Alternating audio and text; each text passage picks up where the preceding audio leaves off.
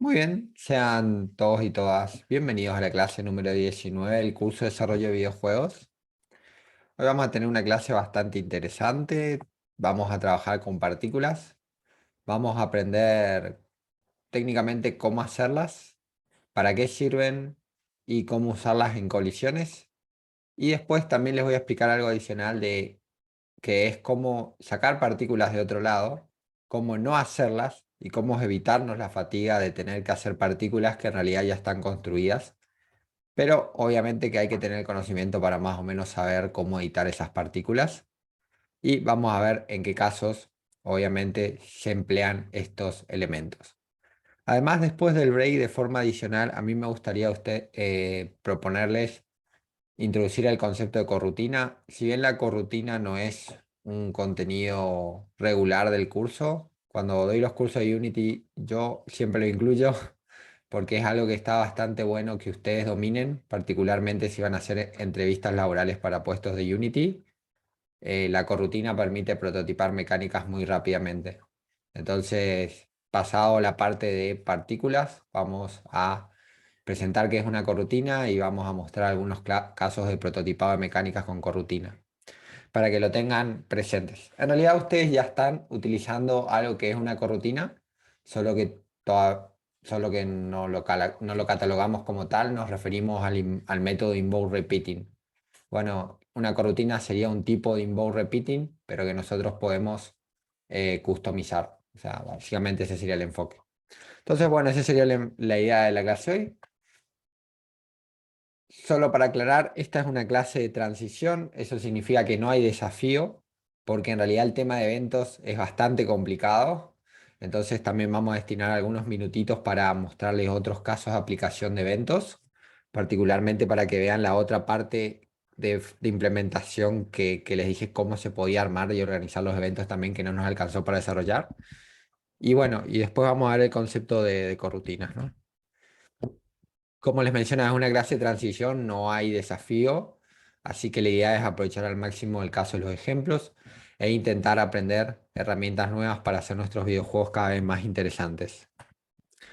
Entonces, bueno, vamos a pasar directamente al código. Empezamos con la recapitulación y lo que sería la presentación del sistema de partículas. Simplemente para comentar, vamos a repasar en términos de gameplay en donde quedamos. Nosotros aprendimos técnicamente a usar los eventos para hacer cosas interesantes. Inicialmente, el primer tipo de evento que nosotros teníamos era el evento de la interfaz, pero no sé si llega a escuchar que agregué un efecto de sonido también al evento. Esto más que nada para darle otro tipo de utilidad al mismo evento y también lo que agregué, esperen que voy a subir un poquito el audio así se escucha un poco mejor. También lo que agregué sería el punto de victoria, entonces tendríamos un evento de victoria. Y también tenemos, ¿no?, el tema de los botones 3D, que es algo bastante interesante porque son elementos que trabajamos con los eventos serializados de Unity que nos permitían agregar situaciones de juego que nosotros podemos customizar. Ahora bien, como les mencionaba, programar con eventos es un paradigma de programación, entonces es algo que uno empieza a interiorizar con la práctica y a la larga con la costumbre. Pero hay distintas formas de organizar estos eventos. Tenemos la forma tradicional, que es, por ejemplo, en nuestro script de player, en el script de colisión, teníamos la forma tradicional, que es, bueno, tengo un evento en un script, como en este caso es el onDid y el onChangeHP, y este evento se asocia al script que automáticamente va a disparar las llamadas invoke cuando sucedan esas situaciones, particularmente cuando cambie el HP o cuando el player esté muerto, ¿no?, que sería acá. Y después los scripts interesados, que en este caso serían particularmente la gran mayoría de los managers,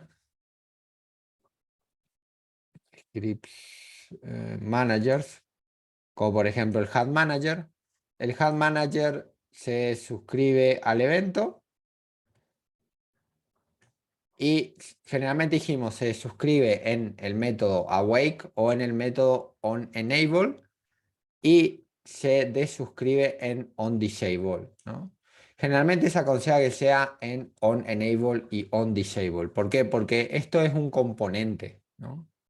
Generalmente el awake es un método que se ejecuta cuando ese componente está listo para ser ejecutado en memoria y on enable es cuando empieza a estar activado. Es decir, que técnicamente la fase inicial donde deberían linkearse los eventos serían enable y la fase inicial donde deberían de suscribirse los eventos serían disable.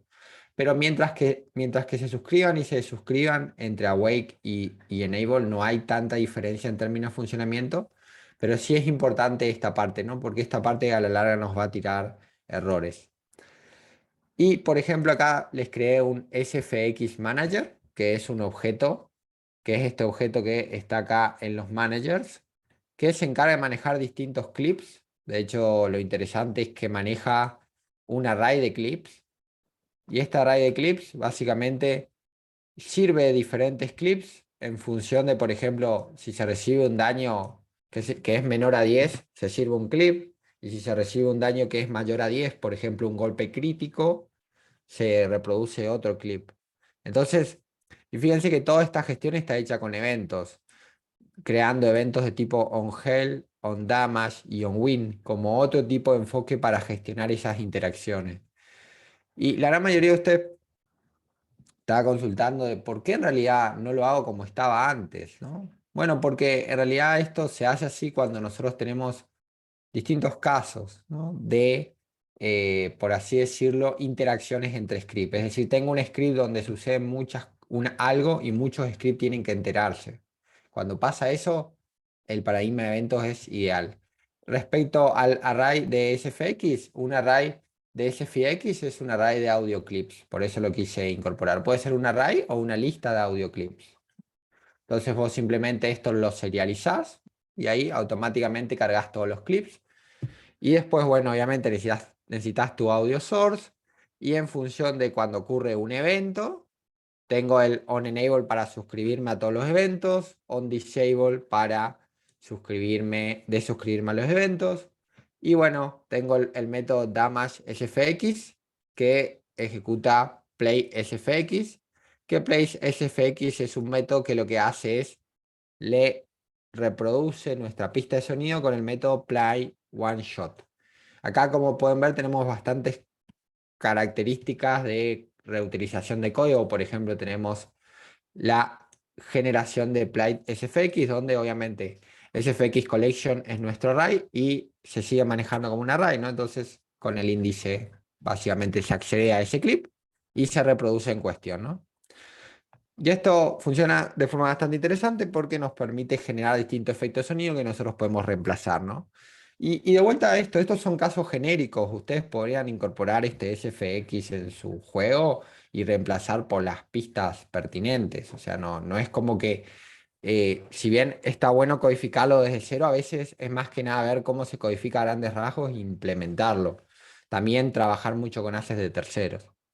Y simplemente para cerrar ya este tema y para que ustedes vean otra forma de organización que comenté al final de la clase, algunos desarrolladores o desarrolladoras prefieren organizar sus eventos aparte.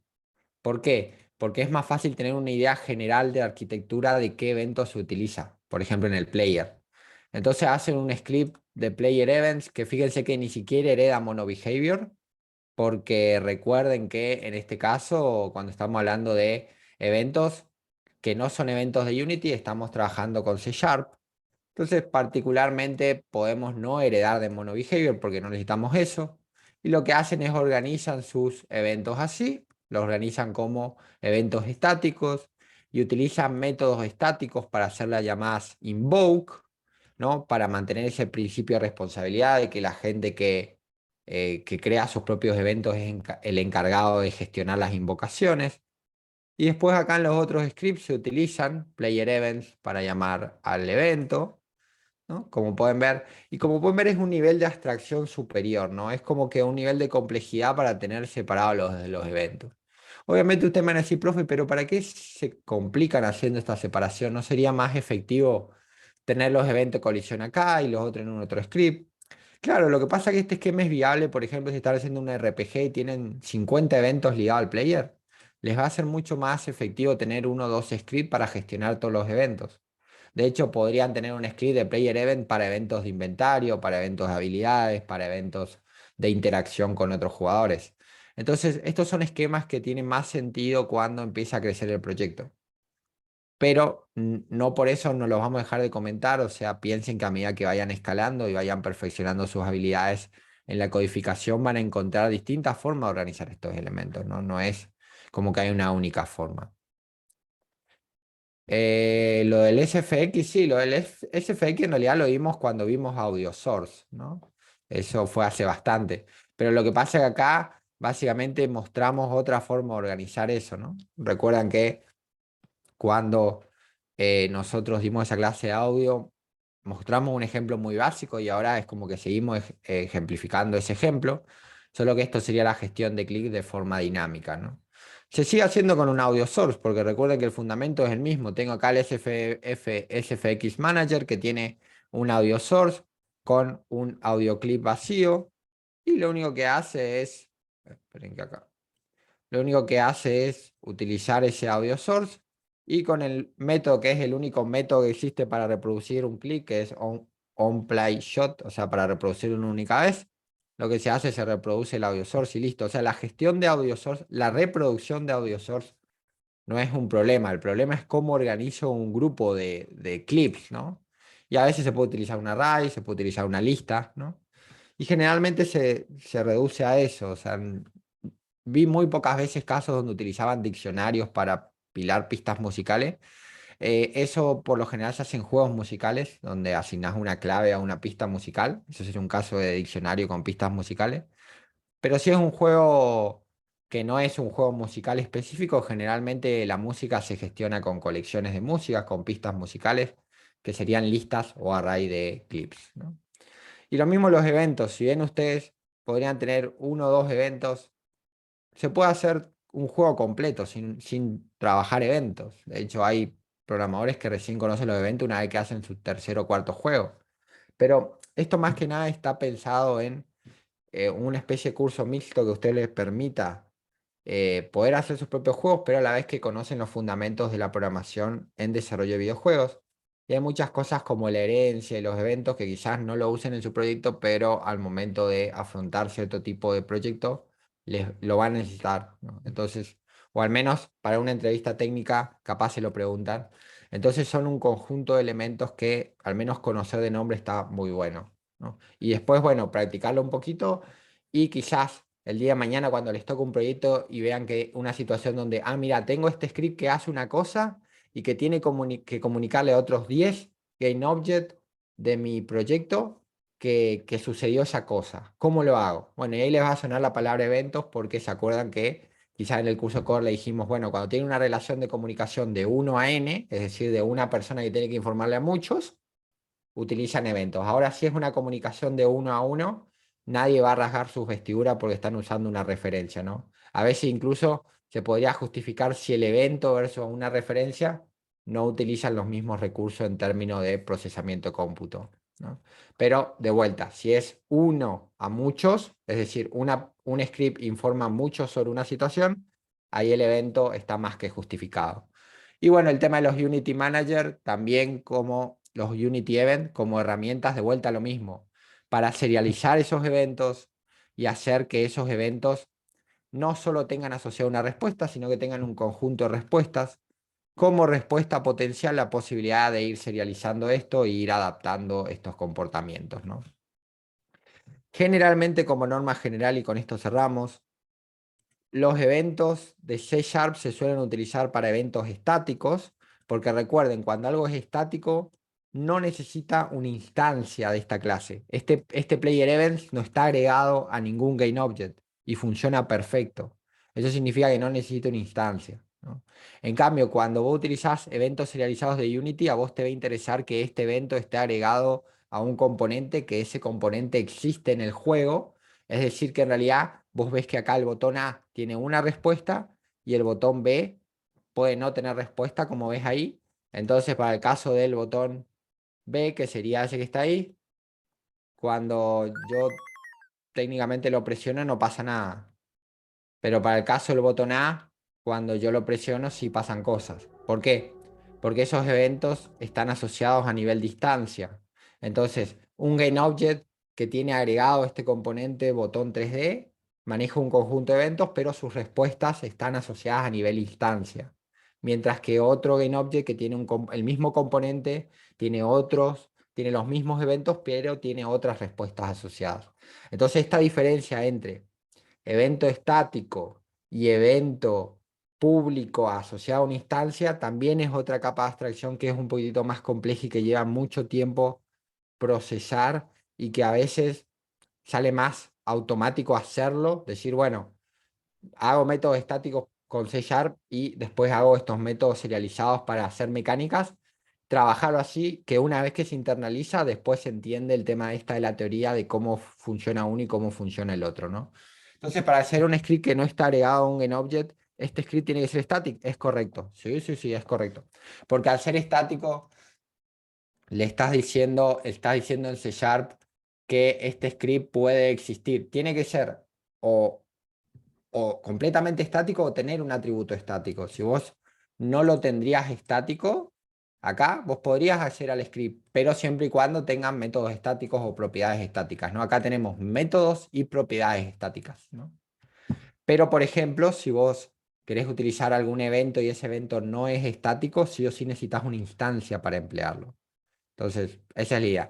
Piénselo así, cuando ustedes utilizan la clase random de Unity o la clase mathf, que bueno, que hay que importarla, ¿no? O cualquier tipo de clase en Unity. No existe un GameObject en la escena que tiene esa clase asociada, ¿no? Es una clase estática que se puede utilizar tranquilamente, ¿no? Entonces, en ese sentido, ustedes no necesitan, por así decirlo, incorporar, ¿cómo es? MathF es para los cálculos, sí. Ustedes no necesitan incorporar un GameObject. Esa clase existe y esa clase se puede acceder directamente, ¿no? Pues ustedes pueden ver acá, pero acá como ustedes verifican, es una clase pública directamente, ¿no? Pero está importada obviamente a través de System, ¿no? Pero no necesitan utilizar un GameObject, esa clase está ahí, ¿no? Lo mismo cuando creamos clases estáticas con métodos estáticos y propiedades estáticas, podemos utilizar la clase sin crear el GameObject, o sea, sin hacer algo como esto, por ejemplo. Player events, event es igual a un new player events. Que eso técnicamente sería como crear una instancia. Sería como crear una instancia para nuestro objeto player events. Ustedes cuando trabajan con método estático esto no lo hacen. Acá obviamente no me va a funcionar mathf porque le dije que le tenía que importarla porque no tengo ahí las importaciones de Unity ni tampoco tengo la herencia monobehavior. Entonces no puedo utilizar cosas de Unity propiamente dichas, ¿no? Pero bueno, más o menos para tener una idea general de la complejidad. No es necesario que lo llevemos a este nivel de complejidad para el trabajo final. Tampoco es algo que se va a exigir que se use así. Se va a exigir que más o menos utilicen eventos, que sepan qué son. Y cuando utilizan eventos serializados, más o menos entienden cómo funcionan. Cuando utilizan botones y sus respuestas, entienden cómo funcionan. Por ejemplo, si el día de mañana ustedes quieren saltar al desarrollo VR o al desarrollo de realidad aumentada, o utilizar el paquete de inputs nuevos de Unity, todo esto utiliza el sistema evento, entonces hay que más o menos entenderlo para poder aplicarlo de forma efectiva, ¿no? Entonces, bueno, eso por un lado. Entonces, al tema que nos toca, la clase de hoy, si hay alguna pregunta adicional, por favor me la hacen saber, ¿no? Bueno, el tema que nos toca la clase hoy es partículas. Bueno, en teoría, incorporar partículas es sencillo. El problema está en hacer mecánicas con partículas. Es decir, porque existen dos formas de entender una partícula. Una partícula es un adorno visual o una partícula es un efecto visual asociado a una mecánica. ¿Qué significa que es un adorno visual? Bueno, yo vengo acá, en cualquier parte, ¿no? Clic derecho, ¿no? Effects, sistema de partículas. Hago clic y listo, ya tengo una partícula. Me voy al juego, de hecho, ahí está la partícula. Bueno, como pueden ver, una complejidad absoluta para introducir una partícula en mi videojuego. ¿Qué pasa? Listo, terminó la clase, nos vamos. No, el problema es que esto es un agregado en términos visuales, pero técnicamente hay más cosas que se pueden hacer con las partículas. Por ejemplo, ¿qué se pueden hacer? Se pueden hacer habilidades, ¿no? Por ejemplo, habilidades de tipo skill shot o habilidades RPGs tienen ligado, de juegos RPG tienen ligado sistemas de partículas. ¿Por qué? Porque esos destellos visuales se consiguen hacer o con sistemas de partículas o con algo un poquitito más avanzado que se llaman shaders. ¿Se acuerdan esa palabra shaders que nosotros dijimos con los materiales que son shaders por defectos? Bueno, más adelante, si a ustedes les gusta mucho la programación y quieren un perfil específico, algo que paga muy bien en el desarrollo de videojuegos es ser programador de shader. ¿Qué hace un programador o una programadora de shader? A los sistemas de partículas y a los materiales les programa arriba una lógica con un lenguaje shader para que esas cosas se vean de determinada manera. Obviamente para ser programador o programadora de shader, de hecho, yo después les voy a pasar un libro para que más o menos se den una idea, ¿no? Se necesita bastante conocimiento, particularmente de lo que es la matemática vectorial, porque el cálculo píxel a píxel se hace bastante complejo, ¿no? Y algunos aspectos computacionales de rendimiento, porque con el shader se puede hacer las cosas más hermosas del universo o tener los problemas de performance más engorrosos de la industria de los videojuegos.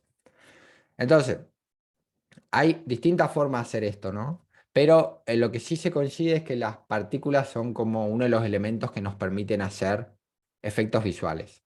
Entonces, vamos a ver la base fundamental de cómo está compuesto un sistema de partículas.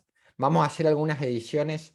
Vamos a ver cómo podemos detectar colisiones, ¿no?, con partículas, que a veces se suele, por ejemplo, reemplazar las partículas por los proyectiles.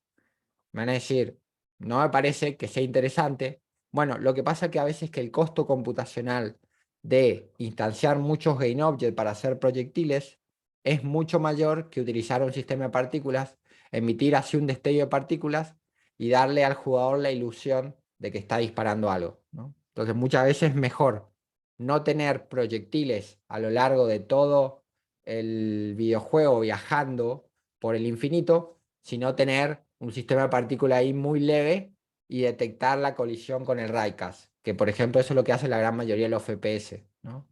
Vos pensás que disparás. No, en realidad el arma emite un destello de partícula y lo que pasa es que por una frecuencia de segundos se emite un Raycast. Si ese Raycast le pega al enemigo, significa que le disparó. Pero en realidad vos nunca disparaste un proyectil. Lo que pasó es que se emitió una partícula y por un intervalo de tiempo se activó un Raycast. Pero nunca existió la bala en el videojuego. Entonces el sistema de partícula también permite dar esa ilusión, ¿no? Depende cómo se use, José, porque si vos, por ejemplo, utilizás una partícula con colisión, depende cómo la configure, va a tener un costo computacional importante. Pero sí es reemplazable, por ejemplo, esto que les digo, de darle la ilusión al jugador de que dispara con una partícula y emitir, por ejemplo, un Raycast para detectar la colisión, ¿no? Pero sí, eso te sirve si es un arma muy sencilla. Ahora, si es un arma de perdigón, como una escopeta, capaz ahí sí podés hacer, ¿no?, que es una arma de corto alcance en teoría, ahí lo que podés hacer sería una partícula que emita, ¿no?, perdigón y que esas partículas tengan colisión, ¿no? ¿Cómo se mide el costo computacional de algo? Lo vamos a ver, hay un profiler, que es una herramienta de Unity que te permite ver cuál es el costo computacional de esos elementos, y en la clase de performance vamos a evaluar conceptos como draw call y batching, que son cosas bastante interesantes en términos de performance, ¿no? Y hay algunas cosas a criterio general que se sabe, por ejemplo, que instanciar muchas balas es más costoso computacionalmente que tener un sistema de partículas que emita ciertas partículas. ¿Por qué? Porque piensen lo siguiente: si usted tiene una bala, esa bala a veces tiene un mesh render, a veces una partícula no tiene un mesh render, tiene simplemente una textura 2D. Entonces, en ese sentido, la partícula puede ser más efectiva. Por otro lado, a veces la partícula encima lo que tiene un tiempo de vida, porque no sé si llegan a percibir acá, que esas partículas, ¿no?, en algún momento, fíjense, se están emitiendo y en algún momento empiezan a desaparecer, ¿no? Tienen un tiempo de vida definido que yo puedo configurar. ¿Qué pasa? Las balas, generalmente una vez que yo las instancio, por ejemplo, ¿qué tenían que hacer ustedes con las balas? En algún momento tenían que eliminarlas, ¿no? Ese proceso de eliminar un GainObject es bastante costoso computacionalmente. De hecho, hay algunas técnicas que, de hecho, si más adelante les interesa, pueden curiosear, que se llama pooling, que hay un montón de videos en YouTube sobre pooling en Unity, que son estrategias para mejorar el rendimiento cuando tenés muchos proyectiles o muchas instancias de GameObject, que es como reutilizar. Entonces, básicamente el problema que se tiene es que cuesta un tiempo darse cuenta cuál es la relación costo-beneficio en función de lo que implementa en un videojuego. Pero inicialmente la idea de performance generalmente queda relegada hasta que solucionamos lo divertido. Una vez que solucionamos lo divertido, ahí es como que se empiezan a ajustar algunas cosas. Pero sí hay técnicas generales, como por ejemplo, si va a tener un FPS, algunos proyectiles nunca los disparás como proyectiles de largo alcance, que requieren mucha precisión, sino que emitís una partícula y emitís un raycast. Quizás si es un proyectil, quizás si es un arma de rango corto con mucha dispersión, es decir, de que disparar proyectiles en un cono bastante amplio, ahí puedes usar las partículas. O si querés distintos efectos visuales, puedes usar partículas tranquilamente, porque en teoría no son tan costosas computacionalmente como nos imaginaríamos. Y recuerden lo siguiente, particularmente si son juegos de PC.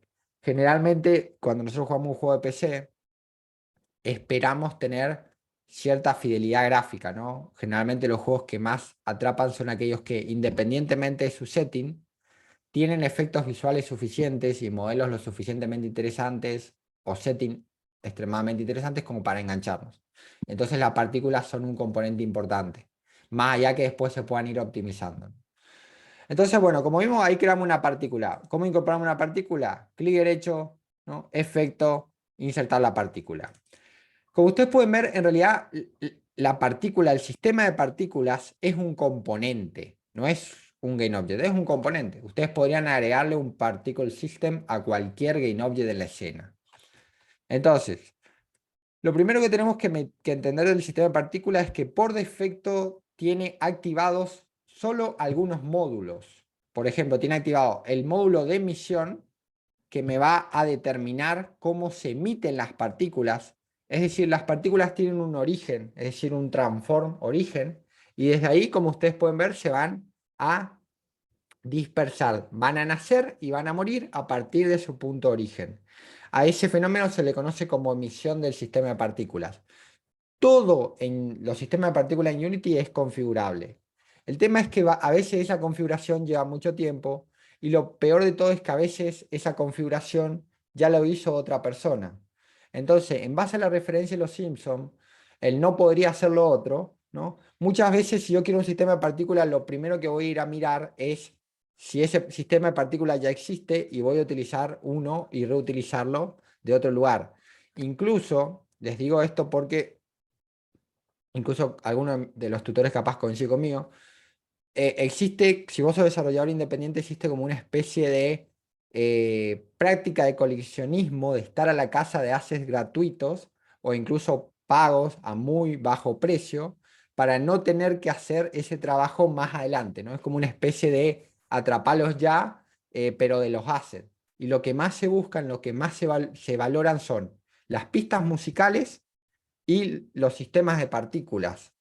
¿Por qué? Porque son muy difíciles de hacer, ¿no? Son bastante tiempo nos llevan y a veces incluso implican bastante creatividad, ¿no?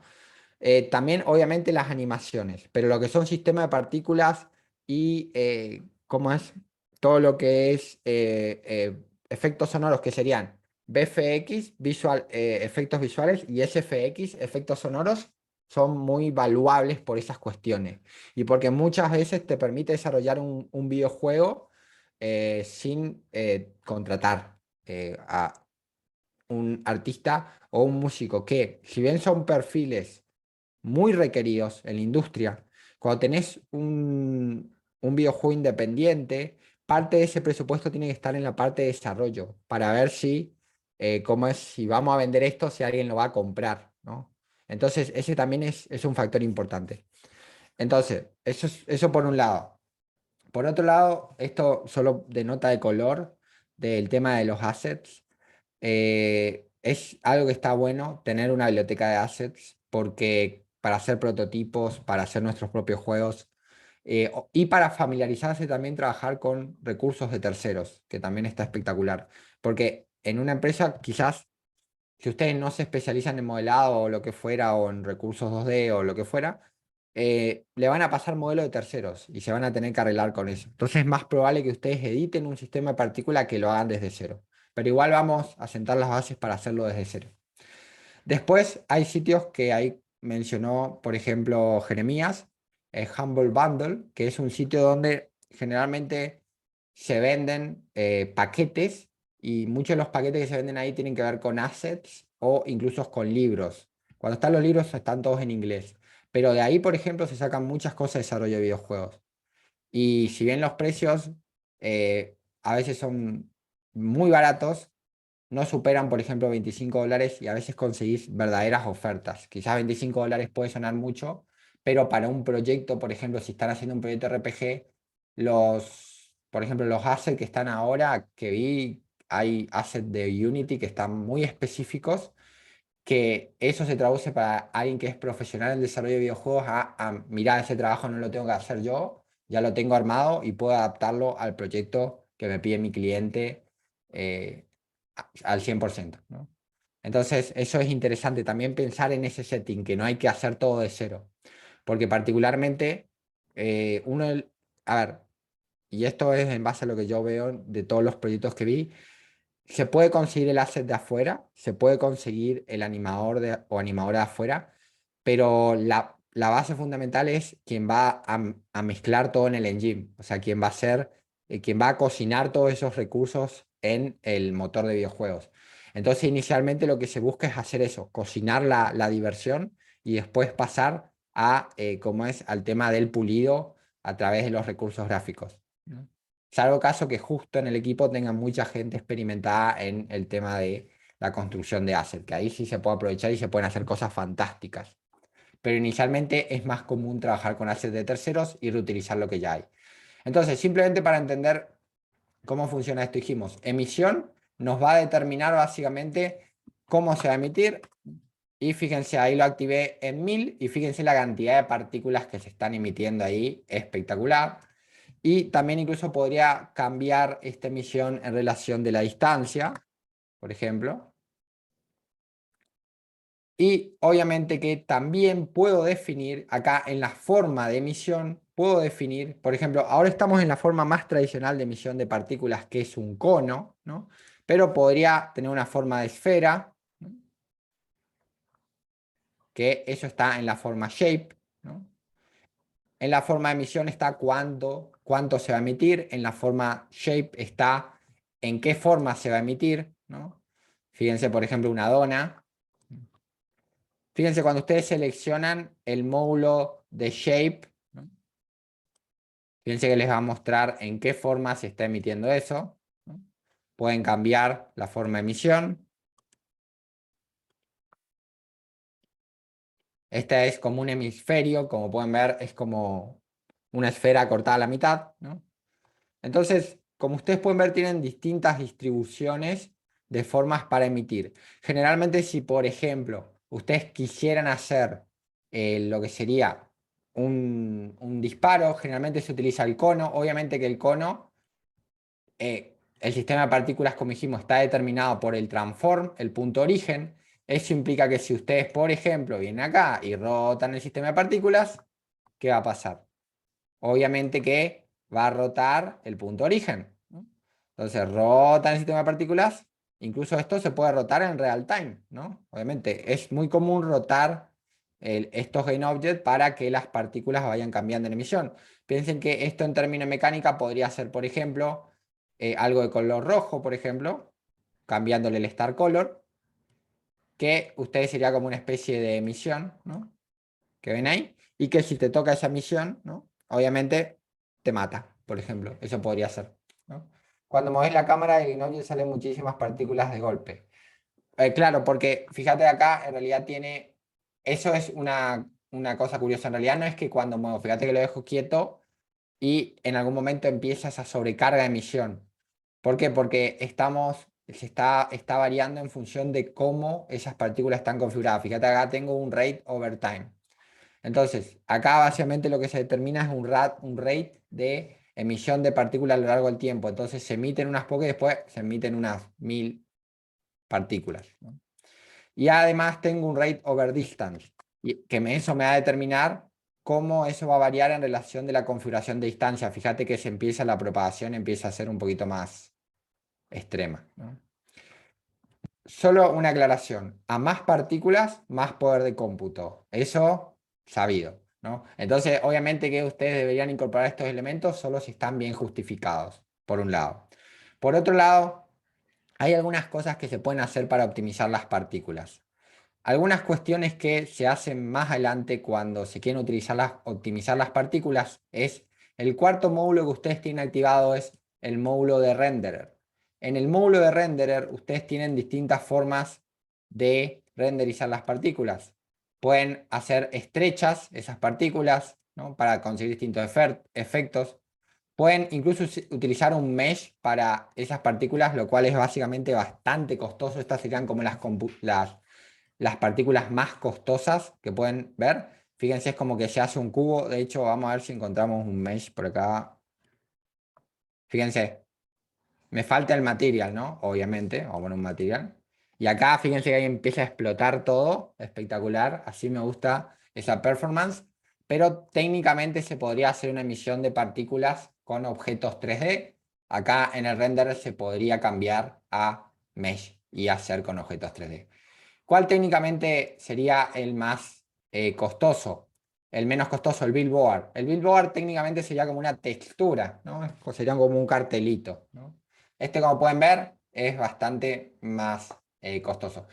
Menos costoso. Y obviamente que ustedes pueden ponerle la textura que ustedes quieran, ¿no? En ese sentido, ustedes pueden customizar esto, pueden crear un material, pueden crear incluso un material con emisión, ¿no? Todas las reglas que aplicamos son efectivas. Otra aclaración, mucho de la optimización también puede hacerse dentro del material, ¿no? Ustedes podrían crear un material de tipo un lint. ¿Se acuerdan cuáles eran esos? Los que solo eran de un color. Entonces ustedes solo necesitan, como es, partículas azules, ¿no? De un solo color plano. Pueden tranquilamente crear un material de tipo un lint, que es un material que ese shader que tiene esa configuración por defecto que tiene armada, está más simplificada, entonces tiene menos costo computacional, ¿no? Entonces son pequeños tips que no es necesario aprender de memoria, pero sí es importante racionalizar que el tipo de material que uso también va a afectar un poquito en el tipo de performance de la partícula, ¿no? Eso por un lado. Entonces, bueno, a grandes rasgos, eso sería la base. Sería, en primer lugar, tengo el renderer, donde puedo cambiar cómo esto se va a renderizar. Tengo el shape, donde puedo cambiar de qué forma se va a emitir esa partícula. Tengo la emisión, donde puedo cambiar qué tantas partículas se van a emitir a lo largo del tiempo. Y acá vienen las configuraciones más importantes, que en realidad no están en ningún módulo y son estas configuraciones que están acá. También se podría desactivar una determinada instancia para optimizarlo, claro. A eso nos referimos. Estas configuraciones que están acá, lo que vos tenés son configuraciones bastante importantes que van a afectar la optimización. Una es el looping, por ejemplo. Fíjense, el looping, vamos a reiniciar acá el sistema de partículas. Una vez que emito esas 1000 partículas, se van a emitir y listo. Esto es espectacular cuando yo quiero, por ejemplo, disparar algo, ¿no? Disparo mis 1000 partículas y listo. Obviamente que al ser un componente, yo puedo apretar play desde un GameObject. O sea, eso sigue siendo válido. Yo puedo apretar play desde un GameObject. Puedo agarrar la referencia y reproducir la partícula. Lo primero es eso. Si ustedes no necesitan el looping en una partícula, no lo usen. Se reproduce de forma manual. Eso afecta bastante en performance. Igual, como estamos acá depurando, vamos a ponerlo en looping, ¿no? Y ahí ponemos play y que empiece ahí, que siga el baile. ¿Qué otra cosa más tenemos? Bueno, tenemos una duración de la partícula, ¿no? Fíjense qué pasa si nosotros cambiamos ese valor a 1. Van a ver que tengo acá, vamos a reiniciar esto. Fíjense, no sé si llegan a ver, hay acá un tiempo que determina el playback time. Tengo la velocidad, que básicamente es la velocidad de la reproducción de esa partícula, que eso también se puede tocar, y el playback time. ¿Qué pasa? Yo también tengo acá algo que me está afectando en base a El tema de la distancia, que podría bajarlo un poquito. Ahora vamos a bajarlo un poco. Y también lo que tengo es un tiempo de vida, un tiempo con el que inician esas partículas, y tengo un tiempo de una velocidad inicial. Cuando hablamos de velocidad inicial, hablamos de una velocidad de desplazamiento de esa partícula. Esto también podría bajarse. Fíjense que al bajarle la velocidad, obviamente que eso se desplaza más lento. Entonces, fíjense que acá hay una especie de relación entre la duración de la reproducción de la partícula, o sea, de la emisión de la partícula, la velocidad que tiene, porque obviamente a mayor velocidad se va a desplazar más, ¿no? Entonces no es que solo la duración de la emisión de la partícula determina hasta dónde las partículas llegan, ¿no? Es como una especie de configuración adicional que ustedes tienen que balancear. Entonces, la velocidad inicial va a ser qué tan rápido se va a mover esa partícula. El start lifetime es con qué tiempo de vida va a existir esa partícula inicialmente. Entonces, por ejemplo, si la partícula tiene un tiempo de vida menor, fíjense, no sé si van a ver, es como que se empiezan a consumir, ¿no? Quizás son muchas partículas. Vamos a hacer realmente. Entonces, no sé si llegan a ver, vamos a ponerle más velocidad para que lleguen más lejos. Las partículas se empiezan a consumir, como pueden ver ahí, ¿no? Entonces, ustedes podrían ajustar esto para ver qué tanto quieren que una partícula exista en su videojuego, ¿no? Entonces, con eso es bastante interesante porque ustedes pueden ajustar esta partícula para determinar su existencia. También pueden tener un tamaño inicial, obviamente no es lo mismo poner un tamaño 10 que poner un tamaño de 0.5, no es lo mismo. Obviamente, si tienen una partícula 3D, pueden poner una rotación 3D. De vuelta, si usan partículas 3D, el costo computacional es un poquitito mayor, lo cual quizás no es lo ideal. Pero bueno, también pueden tener un color inicial que obviamente si ustedes utilizan un material, este color inicial no va a tener mucha relevancia, ¿no? Entonces ahí depende si quieren utilizar este color o si quieren utilizar material, ¿no? Y después tiene algo bastante importante cuando hablamos de que queremos mover el sistema de partículas. Fíjense, acá tiene una simulación local, que qué pasa, si yo muevo el sistema de partículas, van a ver que las partículas como que se mueven conmigo, no sé si la vayan a ver. Pero si yo cambio la simulación a global, fíjense, es como que las partículas, ¿no?, se desplazan en relación a donde se quedaron en primer lugar, ¿no? Entonces, esta simulación tiene en cuenta la posición del mundo, mientras que esta simulación acá, ¿no?, es lo mismo que pasaba, no sé si se acuerdan, cuando nosotros instanciamos la bala y la instanciamos dentro del player, movíamos el player y la bala se movía con nosotros, ¿no? Es porque esas partículas se están alineando de forma local al punto de origen. En cambio, si yo pongo la simulación de forma global, ¿no?, obviamente yo me muevo y las partículas, bueno, se emitieron allá y siguen caminando, ¿no? Y bueno, eso básicamente serían las configuraciones esenciales que ustedes deberían controlar. Después hay más configuraciones. Por ejemplo, todo el resto de estas configuraciones tienen que ver con cómo agregar más variabilidad a las partículas. Por ejemplo, velocidad sobre el tiempo. ¿Se acuerdan que les dije que hay una velocidad inicial, ¿no? Velocidad sobre el tiempo a ustedes les permitiría hacer variar esa velocidad a lo largo del tiempo. Entonces ustedes podrían modificar esa velocidad para tener una aceleración más o menos interesante en relación al nacimiento de la partícula. Lo mismo acá, límite de velocidad. Son módulos que ustedes pueden ir activando para tener cada vez más restricciones y configurar esto. Como ustedes se dan cuenta, cada una de estas configuraciones determina distintas características de la partícula. Size over lifetime. Ustedes podrían utilizar esto para hacer variar, ¿no?, el tamaño de la partícula a lo largo del tiempo, ¿no? Incluso pueden elegir preset, no sé si lo llegan a ver, es como que empieza más grande y va más chico, empieza más chico y va más grande, ¿no? Son distintas funciones de distribución que pueden utilizar para hacer variar el tamaño de la partícula mientras esa partícula existe. Entonces, hay conceptos que nosotros tenemos que entender de una partícula para utilizar todos estos módulos. Primero, que las partículas son elementos que se emiten desde un punto de origen.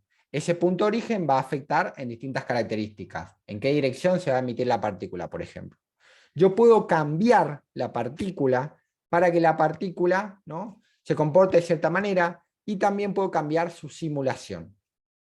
No, es exactamente eso. La partícula se emite y tiene su tiempo de reproducción propio. Obviamente que se ve afectado por el frame. Obviamente que si vos tenés un dropeo de frame, vas a ver un dropeo en el tema de la generación de la partícula. No obstante, la velocidad es con física. Así que la partícula se va a desplazar dentro de todo a la misma velocidad, ¿no?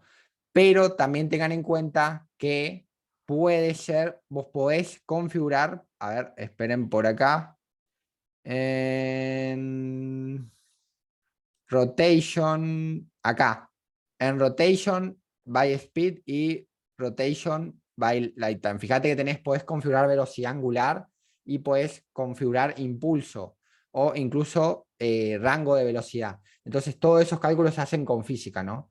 Entonces, técnicamente es frame independent porque tiene un componente físico, pero a la vez el tema del renderizado de la partícula se ve afectado por tu calidad de cómputo, ¿no? Entonces son elementos que por eso tienen estas configuraciones de velocidad de reproducción, porque se tienen que ajustar de cierta forma para determinar un balance entre el tiempo de vida de la partícula y el tipo de efecto que querés. Ahora bien, antes de mostrarles cómo en realidad la gran mayoría de la gente trabaja con partículas, les voy a comentar algo más que es lo más importante en términos de cómo hacemos mecánicas con las partículas. Lo primero es que yo puedo detectar colisiones sobre las partículas. ¿Cómo puedo hacer eso? Bueno, uno de los módulos, quizás uno de los más importantes, es el módulo de colisiones. No sé si lo ven acá. Ustedes lo pueden activar y cuando ustedes activan ese módulo de colisiones, fíjense que automáticamente se le agrega colliders a esos elementos. No sé si lo llegan a ver, son como pequeños gizmos. Ustedes podrían usar planos o podrían usar representaciones del tipo, ¿cómo es?, de tipo 3D ligadas al mundo. En ese sentido, si quieren colisiones más realistas con partículas, se supone que deberían utilizar de tipo, ¿cómo es?, de tipo mundo, ¿no? Porque les permite determinar distintos tipos de modo 2D o 3D. El tipo plano, se supone que la partícula es una colisión un poquito más restringida porque detecta solo en X y en Y. En ese sentido, en base a la pregunta de Juan, el rendimiento se va por las nubes y es más o menos el mismo rendimiento en relación de si tenés este número de proyectiles que tenés emitidos. Si vos necesitas un número de proyectiles de estas características, sí, el rendimiento se va a ver afectado. Obviamente que afortunadamente hay otros mecanismos para optimizar el rendimiento en Unity que te permiten priorizar aquello que se mueve por aquello que no. Entonces la idea es, si vos vas a utilizar esto, tiene que estar bien justificado, va a ser para un proyectil o para algo interesante que es parte de la mecánica. Entonces en ese caso está justificado, no hay problema. Vas a tener este mismo problema de performance si lo haces con GameObject que si lo haces con partículas. Quizás las partículas te permitan tener ciertas configuraciones extras, mientras que los GameObject van a ser instancias que vos vas a tener que controlar de cierta manera, ¿no? Entonces, por eso también el problema de performance lo va a tener en los dos casos, o sea, con partículas o con balas, con este volumen de balas que tenés acá. Entonces, una vez que vos manejás las colisiones, solo para aclarar, hay dos cosas que tenemos que tener en cuenta. En primer lugar, solo por activar las colisiones no voy a poder detectar las colisiones desde un script. ¿Por qué? Porque encima tengo que ponerle que se envíen mensajes, ¿no?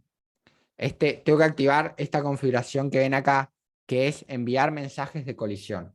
Entonces, si se envían mensajes de colisión, lo que yo voy a poder hacer es básicamente, ¿no?, venir a un script que tenga un collider, puede ser cualquiera, ahora vamos a usar el player collision que lo tenemos acá, ¿no?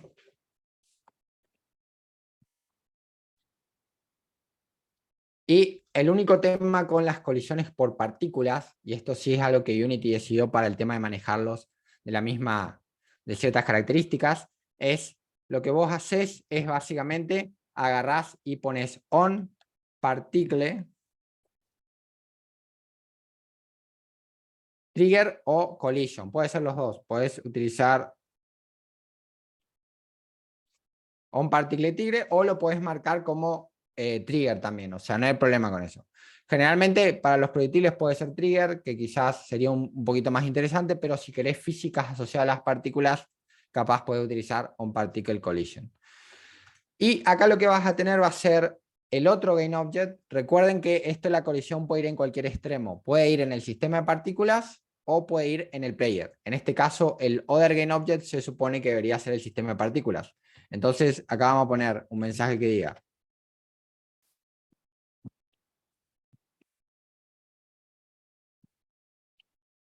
me están dando el... Ay, colisionando con partículas other.name. Ahí estamos. Entonces, ahora vamos a mostrar esa parte de la configuración asociada a las capas. Entonces, también obviamente que en el módulo de colisiones ustedes pueden hacer algunas configuraciones adicionales. Como por ejemplo pueden trabajar a nivel de calidad de colisión. Es decir, ustedes podrían llegar a definir cómo van a ser la calidad de los colliders. Si ustedes le bajan a la calidad estática de los colliders, se supone que deberían ser un poco mejor en términos de performance, pero de vuelta, como les mencionaba, generalmente lo que vas a querer es, si son proyectiles, tener el mejor contacto posible para ver si te pegan, porque si vos le bajás la calidad, probablemente vas a ignorar algunas colisiones. Y si esto es la mecánica principal de tu videojuego, más vale que funcione bien, porque si en un FPS no funcionan las balas, el nivel de frustración va a ser atroz, ¿no? Entonces, esto es algo que debería funcionar bastante bien. Y después, no tenemos los tags, pero podemos ignorar a nivel de capa. Entonces, ustedes podrían ignorar capas, podrían ignorar enemigos, podrían ignorar otros grupos de colisiones, ¿no? Y obviamente, también, por otro lado, también lo que se puede hacer es establecer distintos tipos de colisiones, si querés colisiones dinámicas o no. Esto aplica a los kinematic body. Y también podrías llegar a establecer, si te parece un poco más interesante, modos 3D y 2D. Obviamente que nosotros estamos trabajando con 3D, entonces nos vamos a quedar con 3D, pero si ustedes harían un juego 2D, la forma de optimizar los sistemas de partículas en las colisiones es pasar las colisiones a 2D, no obviamente, porque si no estarías desperdiciando performance a dos manos. Entonces eso por otro lado. Ahora, si no querés trabajar con colisiones y querés trabajar con triggers, podés marcar para marcar con triggers, ¿no? Y eso sería básicamente la configuración. Vamos a ver y vamos a ver si se detecta la colisión, a ver si no nos faltó ninguna configuración, ¿no? Caminamos en esa dirección. Y como pueden ver, ahí tengo la colisión con el sistema de partículas, ¿no? Como pueden ver, obviamente que con cada partícula que existe ahí, tengo una colisión, ¿no? Y en función de eso puedo no hacer una mecánica, tener una mecánica de daño o lo que fuera. Entonces, como pueden ver, no es tan complejo, o yo quiero creer que no es tan complejo. No sé si queda alguna pregunta adicional, si más o menos se entiende lo que sería un sistema de partículas.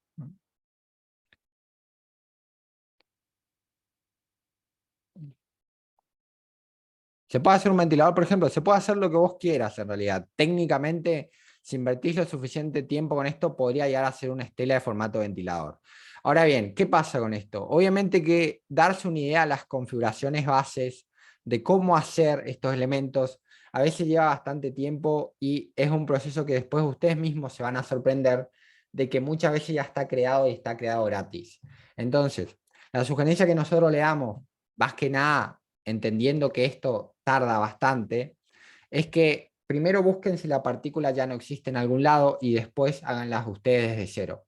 Salvo que tengan, por así decirlo, una idea de que quieren, bueno, yo quiero trabajar en la industria de videojuegos armando partículas y shader, salvo que ese sea su objetivo, yo no les aconsejo masterizar todas estas configuraciones porque en realidad eh, básicamente no, a veces no, ni siquiera tienen el tiempo para desarrollar las partículas como a ustedes les gustaría, eso es lo que voy. Está más que nada ligado al tema del presupuesto del proyecto.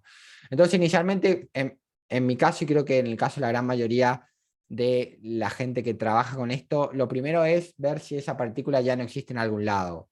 Entonces, lo primero que se hace es lo siguiente. Se va, si ustedes son desarrolladores de Unity, lo que sería más o menos su primer referencia es la Asset Store. Creo que nunca la mostramos hasta el momento, pero la vamos a mostrar. Es unityassetstore.com.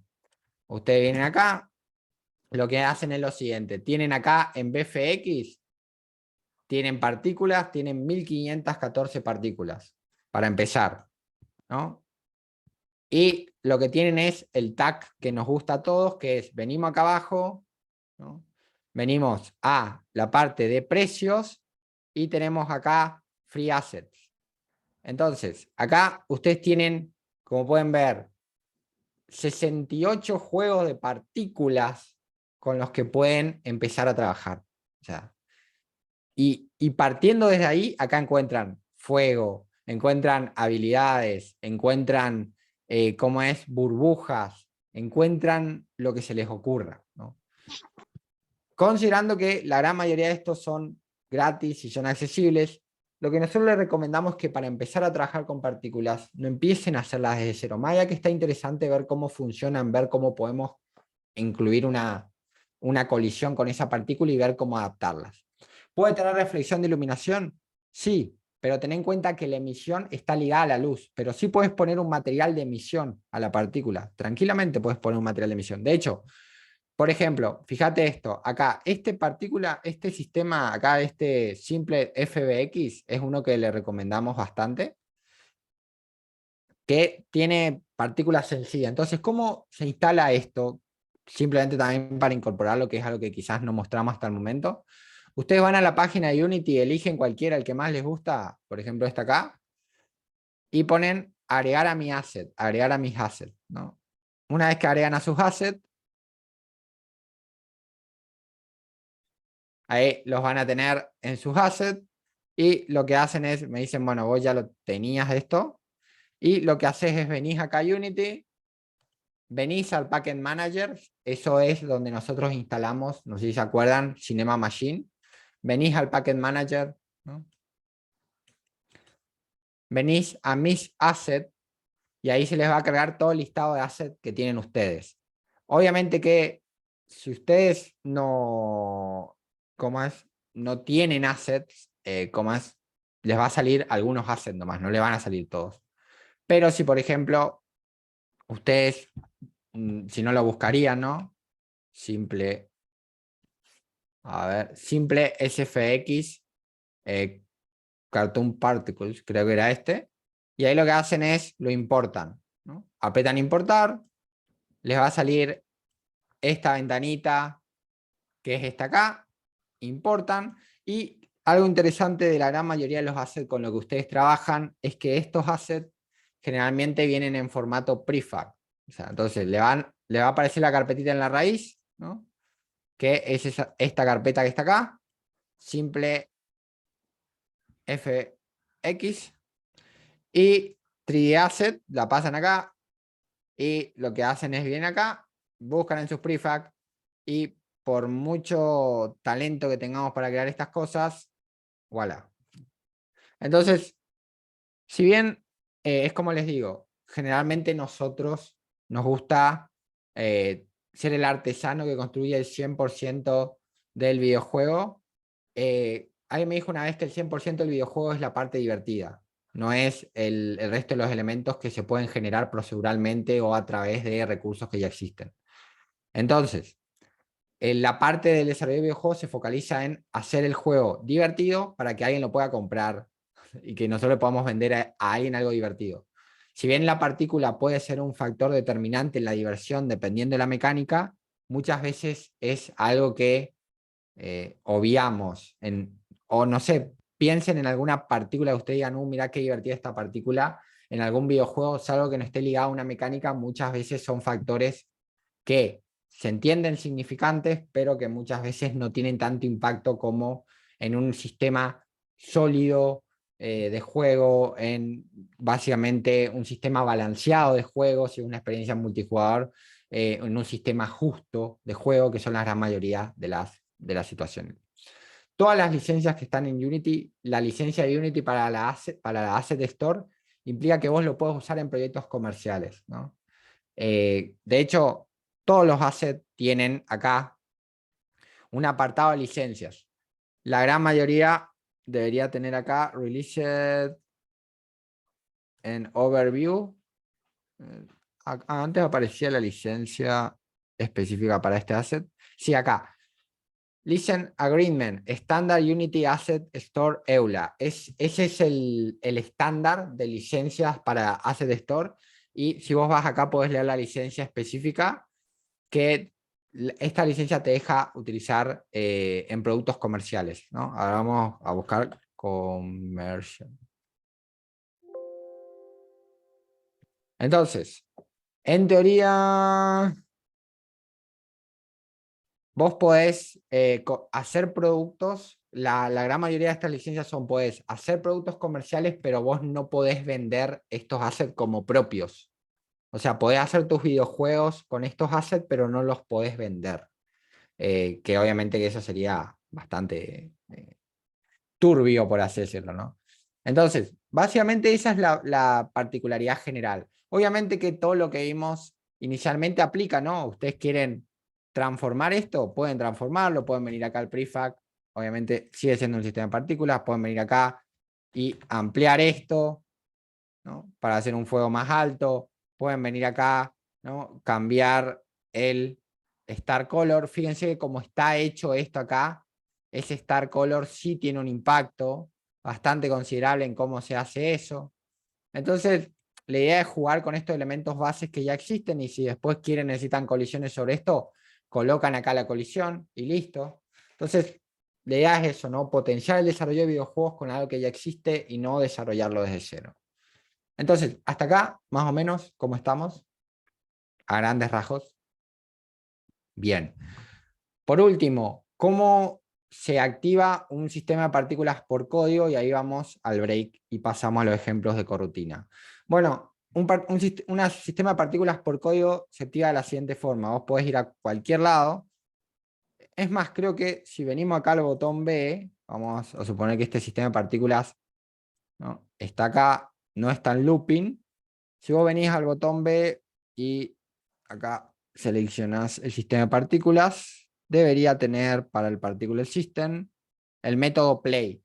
El método play es el método público que te permite activar la partícula, técnicamente, ¿no? Entonces, vamos a ver si funciona. Hay una configuración que es plain on awake, ahí se activa. Cada vez que paso por el botón se debería activar, ¿no? Obviamente ustedes pueden hacerlo por script, pueden agarrar y buscar la referencia del sistema de partículas, que sería así. Vamos a cargarla acá, aunque no tenga mucho sentido. Sería serialize file, particle system, my particle.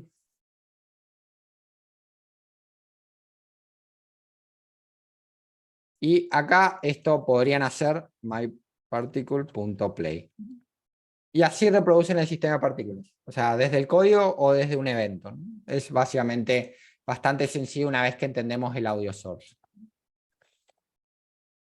Entonces, bueno, vamos al break y después volvemos para seguir trabajando con algunos ejemplos de corrutinas. ¿Se puede hacer un resumen flash cómo añado un fuego antes de hacer el prefab? Sí, si vos no querés hacer el prefab y querés trabajarlo de forma manual, lo que vos podés hacer es básicamente agarrar y ir a tu sistema de partículas. Vamos a desactivar esto. Supongamos, crear, vas a ir acá a crear efectos, Particle System. Acá vos tenés tu sistema de partículas y vas a tener que cambiar las configuraciones base. En primer lugar, si vas a querer un fuego, quizás probablemente puedas utilizar o una dona, ¿no? O puedas utilizar, porque una dona sería como un círculo de fuego, o podrías utilizar una caja, también dependiendo del tipo de juego, el tipo de fuego que quieras, ¿no? Y en función de la configuración, bueno, la caja podrías utilizar, ¿no?, cierta rotación. Y ahí lo que podrías hacer es cambiar la cantidad de emisión, por ejemplo acá, cambiar el color. Y acá para lo que es el fuego capaz te convenga cambiar color en lifetime, en tiempo de vida, ¿no? Entonces vos podrías, te va a salir esto acá, un gradiente que vos podías configurar. Entonces podés poner algo como esto, ¿no?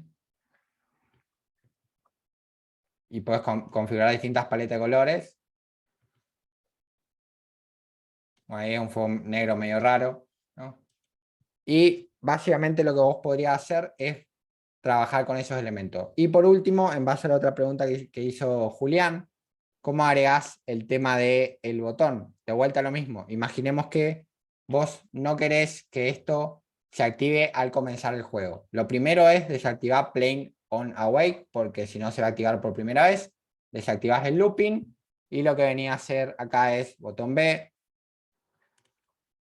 agregás, ¿no?, un evento a el onTriggerButton, agregas el del sistema de partículas, buscas el componente Particle System, play, ¿no? Y ese método es un método público que es exactamente el mismo método por script, ¿no? Entonces, básicamente sería eso. Y en teoría, ¿cuál era? Era este, ¿no? Sí.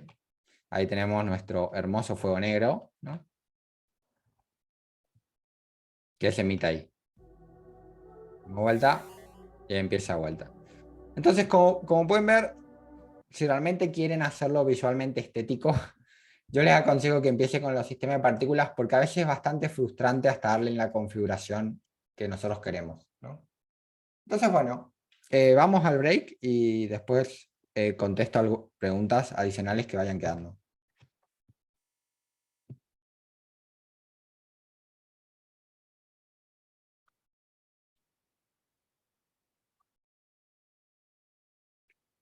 No, esa respuesta, Hernán, tiene que ver con que cuando vos utilizás C Sharp, o sea, cuando utilizás un lenguaje, C Sharp tiene su propia clase Vector3 en esa clase numerics.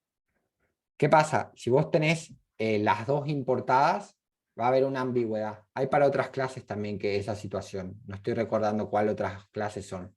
Entonces vos tenés que elegir con cuál vas a utilizar.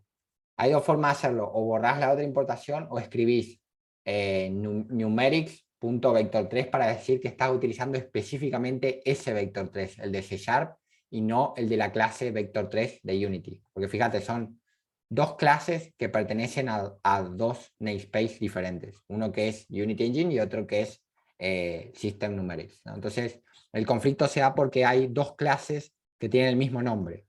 Una es de Unity y una es del lenguaje C Sharp. Entonces, por eso.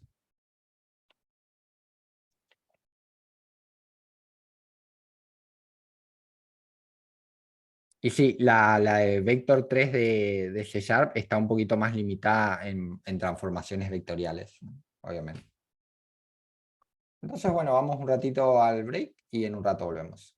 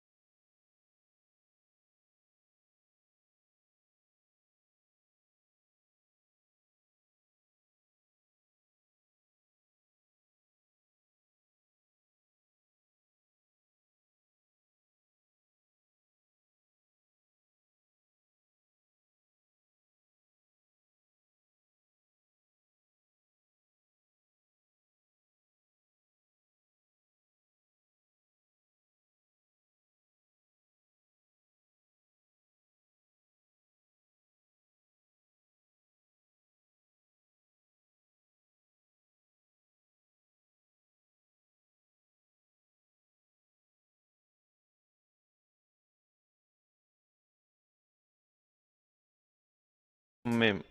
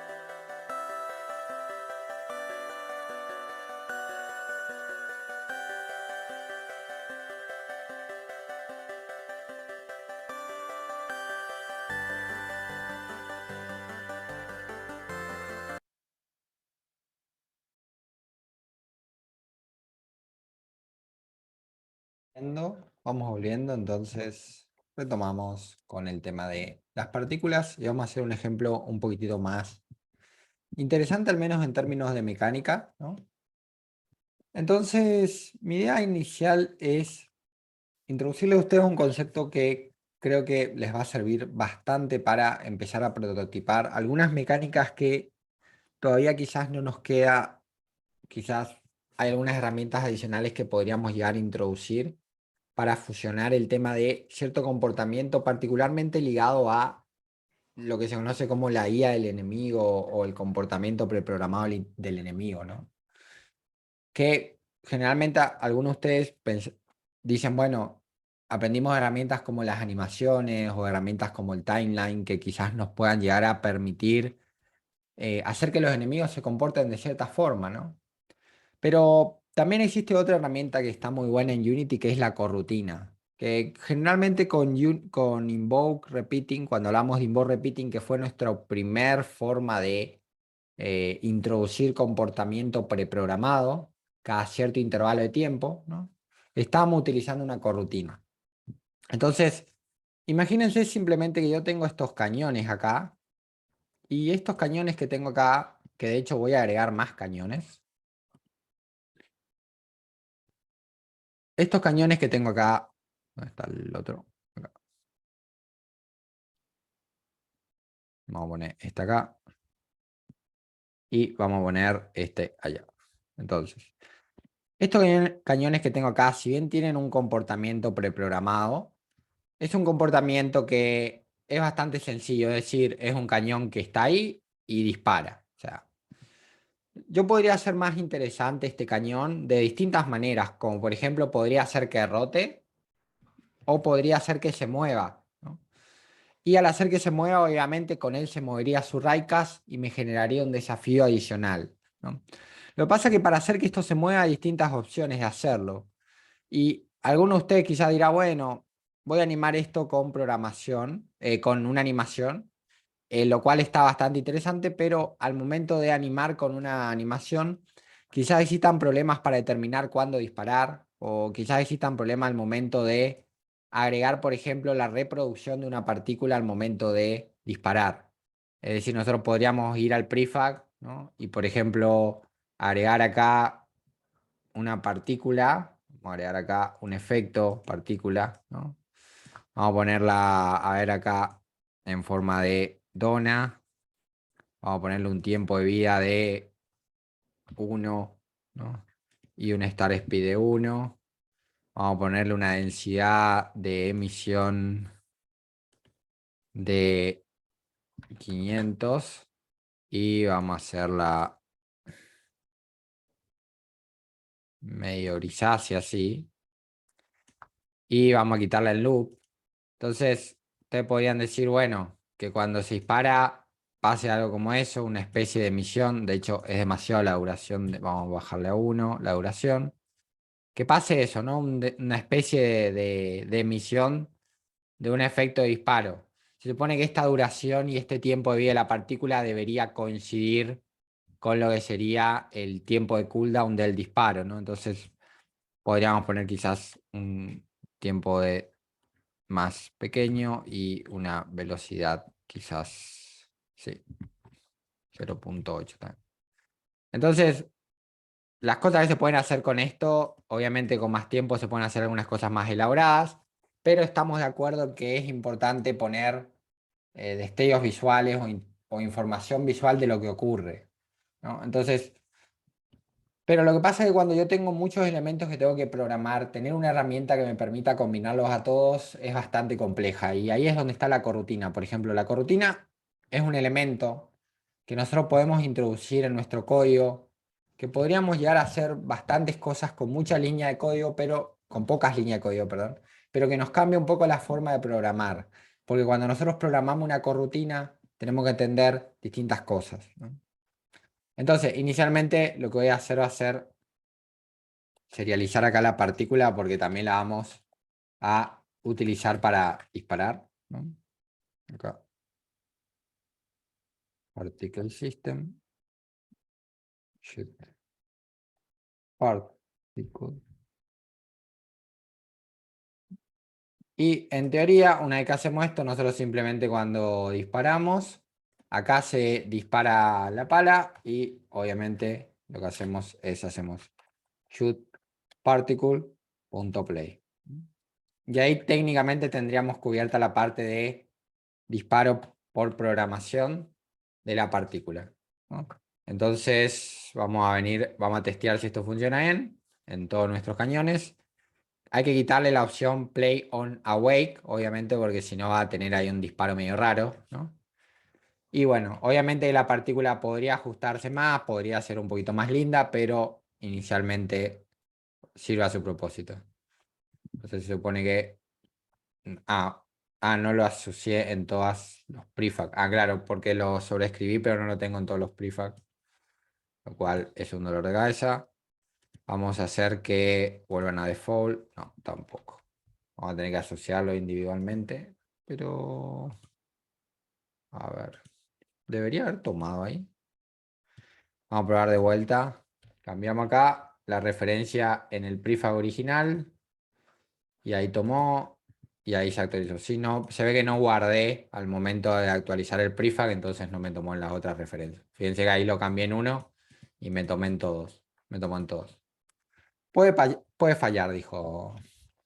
Entonces, en teoría ahí no debería haber problema. Como tenemos ahí una especie de partícula de tierra, ¿no? De pala poseída que sale al momento de colisionar. Podría ajustarse un poco más, reducirse el tiempo de vida, aumentarse o disminuirse la densidad, pero bueno, la idea generalmente cómo reproducir en una línea de código se entiende. Entonces, como les decía, imaginemos que yo quiero un comportamiento muy usual de los cañones, que es que gire, pero no que gire como es de forma continua, sino que gire, por ejemplo, 45 grados. ¿Por qué lo hace de afuera hacia adentro? Simplemente por cómo está armada la dona. Podrías hacerlo en cono, ¿no? Como está hecha la dona, o sea, se supone que se conserva, no es una dona, no es un cono, ¿no? Por eso es por la forma nomás. Pero podrías cambiarlo, ¿no? Entonces, inicialmente, imaginemos que yo quiero que gire, pero no quiero que gire continuamente. Por ejemplo, quiero que gire un poco y después gire después de ciertos segundos, vuelva a girar después de ciertos segundos y vuelva a girar. O después quiero utilizar una otra técnica que es la técnica de los waypoints, que es que quiero que después de cierto tiempo se desplace hasta ahí y empiece a disparar. Quiero que después de otro tiempo se desplace hasta allá y empiece a disparar. Entonces, usted me va a decir, es demasiado para hacer con animaciones, porque yo tengo que poner una animación para que rote cada cierto segundo y después poner una animación de desplazamiento entre una dirección y otra. Y eso se podría hacer con timeline, pero también se puede programar y como ustedes van a ser gran parte de los responsables de la arquitectura, generalmente las corrutinas les permiten programar cosas bastante sencillas. Entonces, vamos al primer ejemplo de corrutina. Entonces, ¿cuál es la finalidad de la corrutina? La corrutina es un método, porque básicamente es un método, que se ejecuta con tiempos de espera independientes del frame rate. O sea, esta es la característica más importante de la corrutina. ¿Qué significa? Que dentro del método yo puedo decir, hace algo, anda a tomarte un café de 5 minutos y después volvé y hace otra cosa, ¿no? Entonces, esto me permite a mí en la corrutina programar eventos en el videojuego que puedo controlar en términos de tiempo, con segundos. Entonces, ¿cómo se traduce esto de la corrutina? Yo podría decir, por ejemplo, hacer un comportamiento que sea voy, rotate, behavior. Generalmente la palabra behavior, sí, behavior, así no la terminé de escribir, hace alusión a comportamiento en inglés. Entonces a veces se le pone behavior a los métodos que son de las corrutinas, ¿no? Entonces, rotate behavior va a ser un método que va a hacer ciertas cosas. ¿Qué va a hacer? Va a hacer rotar el cañón. Entonces, ¿ustedes se acuerdan cómo rotar el cañón? Una de las formas de hacerlo era, por ejemplo, la más sencilla, ¿no? Usar rotate y ¿en qué rotamos siempre? En X, en Y, perdón, porque rotamos en horizontal. Entonces, esta es la forma más sencilla de pensar la rotación, ¿no? Por el transform, no nos vamos a complicar mucho. Pero ¿qué pasa? A mí me gustaría colocar acá, esperar 2 segundos antes de rotar y, por ejemplo, esperar otros 2 segundos para volver a rotar. ¿Por qué? Porque una de las características de la corrutina es que te permite mechear lo que sería la lógica de programación con la lógica de tiempo de espera humano. Nosotros los humanos no esperamos en FPS. No es que te diga vos, mira, dentro de 120 FPS viene el break, ¿no? Nosotros trabajamos con segundos, ¿no? Entonces, lo que viene acá es que yo puedo utilizar algo que se llama el yield, que es la palabra yield, para como delegar un tiempo de espera. Entonces lo que yo hago es, síganme con esto, ahora después les voy a explicar por qué, lo que hago es retornar una especie de tiempo de espera que puedo definir con wait for seconds, ¿no? Por ejemplo, puedo decir, dentro de 2 segundos, hace lo siguiente. Entonces, esta es una lógica un poquitito extraña. ¿Por qué? Porque para entender esta lógica tengo que entender cómo funciona el método update, ¿no? Entonces, ¿se acuerdan qué pasa con este método update? Se ejecuta cada frame. Entonces, piensen en la corrutina como una especie de proceso paralelo. ¿no? A pesar de que no es un asincronismo puro para aquellos que estén familiarizados con asincronismo. Pero piensen en la rutina como algo paralelo, como un trabajador que está trabajando en otro cuarto, ¿no? Entonces, lo que pasa con la corrutina es que básicamente vos tenés el update que se ejecuta en cada frame, pero acá la corrutina, si bien se va a empezar a ejecutar, lo que va a pasar es que esta sentencia que se llama yield return new wait for seconds, lo que fuera, en cada frame lo que va a hacer es, se va a preguntar, che, ¿pasaron 2 segundos? ¿Pasaron 2 segundos? ¿Pasaron 2 segundos? ¿Pasaron 2 segundos? Una vez que pasaron 2 segundos de que se ejecutó esa lógica, se va a ejecutar en el frame correspondiente, ¿no? Entonces, tecnológicamente lo que sucede con este elemento es magia pura, porque realmente es magia pura cómo funcionan las corrutinas. Pero la lógica a nosotros nos permite como programar en postas. Entonces, yo digo, espero 2 segundos, roto 45 aní. Espero otros 2 segundos, roto 45 aní, ¿no? Ahora, después lo vamos a hacer un poquito más interesante con un for, por ejemplo. ¿Por qué este error acá? Porque una de las características que cuando yo trabajo con corrutinas, tengo que trabajar con un tipo de retorno especial. Ese tipo de retorno especial se llama enumerator. Es un tipo de retorno especial que siempre lo vamos a definir cuando trabajemos con métodos que utilizan corrutinas, que me permiten hacer esta delegación, ¿no? Que me va a permitir, es como que se hace una pregunta, es, bueno, ejecuto la primera línea de código acá, ¿no? Y leo la palabra yield, que es como una palabra para decir delegar, es como para decir, espera, esto lo va a ejecutar dentro de 2 segundos. ¿Pasaron los 10 segundos de que ejecutaste el método? No. Bueno, entonces seguí con tu vida. Seguí en el update. Seguí acá ejecutando lo que hay acá. Una vez que pasaron estos 2 segundos, vas a leer la siguiente línea de código. Bueno, lee esta línea de código, la ejecutás inmediatamente. Seguí a tu siguiente línea de código. ¿Qué tenés ahí? Un YEL. Esperá. ¿Pasaron 2 segundos de que ejecutaste la anterior línea de código? No. Bueno, seguí con tu vida, ¿no? Vení dentro de 2 segundos. ¿Qué pasa? Dentro de 2 segundos se ejecuta esa línea de código. Entonces, como pueden ver, nos cambia un poco la forma de programar, porque es como que estamos programando con postas, que no es lo mismo que pensar acá el update como una especie de bucle infinito, ¿no?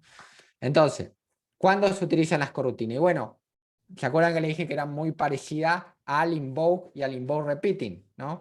¿Por qué? ¿Y qué les dije? ¿Cuándo se ejecuta un invoke repeating generalmente? En el start, porque una vez que lo tenés funcionando, ya funciona. Entonces, lo que voy a hacer acá es lo mismo. Start coroutine y utilizás rotate behavior. Y una de las ventajas que tienen las notaciones de las corrutinas es que no son notaciones de tipo string. Entonces, la notación se escribe más rápido, para empezar. O sea, tenés autocompletado el método. Segundo, acá se puede enviar parámetros. Si bien no tenemos parámetro acá, vos podrías enviar parámetros. Con lo cual lo hace súper versátil al momento de tener estas corrutinas cada vez más dinámicas. Y por otro lado, acá lo que puedes hacer es meter loops. Porque si hay una forma segura de meter un while dentro de un update, es a través de una corrutina, básicamente. Porque vos lo que podés hacer es podés limpiar la corrutina. O sea, podés disparar un evento para cancelar todas las corrutinas. Entonces sería como la única forma recomendada para hacerlo.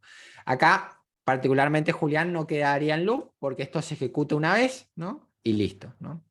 Entonces, básicamente se ejecuta estas 4 líneas de código y ya está. Bueno, vamos a ver el comportamiento, vamos a ver qué cambia. A ver. Entonces, y ahí pasamos a complejizar un poquito más. Entonces, en teoría, debería empezar dentro de 2 segundos la danza del cañón. Como pueden ver, empiezan a rotar, 2 segundos más y rotan, ¿no? Entonces solo rotaron 2 veces, vamos de vuelta, ¿no? Fíjense, 2 segundos, roto una vez y rotan otra vez, ¿no? Entonces, no es la gran cosa, pero es bastante interesante, ¿no? Entonces, quizás el problema que tenemos también particularmente con este modelo es que estamos rotando a partir del padre y el hijo quizás no está tan bien alineado en relación al padre porque el modelo no es la gran cosa. Pero si usted tiene un modelo más representativo o un cañón, van a ver una diferencia más significante. ¿Cómo funciona esto? Bueno, inicialmente lo que se hace es lo siguiente. Se espera 2 segundos, se rota una vez, se espera 2 segundos, se rota otra vez. Entonces, inicialmente está bastante bien, pero a ustedes se les debe ocurrir alguna forma un poquito más interesante de hacer esto, ¿no? Porque acá tenemos dos rotaciones. Entonces, si quiero rotar 4 veces, ¿qué se le hace qué se les ocurre que podría usar? Algo que ya vimos para rotar una cantidad fija, un bucle, ¿no? Por ejemplo, un for. Yo podría combinar este razonamiento con un for para decir, bueno, ¿sabes qué? Mira, for, ¿no? Y en este caso puedo decir rotar 4 veces nomás, puedo hardcodear acá la rotación o recibir por parámetro, como ustedes quieran, y esto acá lo haces 4 veces. Y esto acá, ¿no? Entonces vos 4 veces lo que vas a hacer es, vas a esperar 2 segundos y vas a rotar, ¿no? Y de hecho vamos a rotar un poquito más porque me parece que quedó flojo 45 en I, ¿no? Entonces, ¿saben qué? Vamos a borrar esto más y después yo subo comentado. Entonces, lo que se hace es, esto se va a hacer 4 veces. Entonces, esto es un for, recuerden, es una estructura que sirve para hacer bucles cantidad de veces finitas, ¿no? Entonces, esto se va a repetir de 0 a -4, o sea, 0, 1, 2 y 3. Entonces, 4 veces. Se esperan 2 segundos y se rota. Entonces, 4 veces se va a hacer eso. En teoría, volverías a la posición original. En teoría, vamos a verlo si es cierto.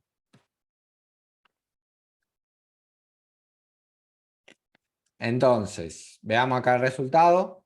Y como podemos ver, vamos a ver ahí 1, 2, 3, 4.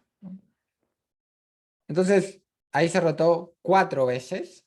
Es bastante interesante porque, como ustedes pueden ver, me deja en disposición distintos direcciones de disparo y hace rotar eso de forma bastante significativa, ¿no? De vuelta a lo mismo. Quizás este modelo no es tan representativo en relación a cuál es la boca del cañón, pero es interesante al menos en términos generales pensar la rotación, ¿no? Pero como ustedes pueden ver, solo cuántas veces rotó. Rotó 4 veces y terminó. Entonces, realmente no es como que es una rotación infinita. Entonces, ¿qué puedo hacer para hacer una rotación infinita de 4 veces, ¿no? O sea, de rotar en 90 grados cada vez, ¿no? Entonces, sí, si lo normalizamos, rotamos más suave, sí, es correcto. Pero vamos a centralizarlo acá en la estructura. Entonces, esto se rota 4 veces. ¿Cómo podría hacerlo para rotarlo eh, por siempre hasta que se desactive? Incluso si acá rotan con LERP, estaría fenomenal, porque también está bastante interesante eso. Pero vamos a suponer que queremos rotar por siempre hasta que yo le diga desactivate. Bueno, para rotar por siempre podrían combinar el while acá con el for acá. Y técnicamente esto me va a dar lo que se conoce como una rotación infinita. ¿Por qué? Porque esto es verdadero, la corrutina se inicia en start, este while no tiene corte de control porque esto siempre va a ser verdadero. Que no tiene corte de control significa que no se puede salir del while, ¿no? Y acá este for se va a ejecutar 4 veces. Entonces lo que vamos a tener acá es la rotación infinita, ¿no? Este no es el escenario ideal, ¿no? Entonces, ¿cómo podría desactivar ese while? Podría utilizar un flag, ¿no? ¿De qué manera? Podría crear una variable booleana que es isActived, que de hecho esa es la recomendada, o podría desactivar la corrutina. Se puede limpiar la corrutina también. O sea, de la misma forma que limpias el invoke repeating, se puede limpiar la corrutina, ¿no? Generalmente, como pueden ver ahí, no va a terminar nunca. Lo que sí se aconseja hacer es quizás el flag, porque el flag lo podés marcar como serializado. Entonces podrías acá un isActive. Y lo que haces es esta variable booleana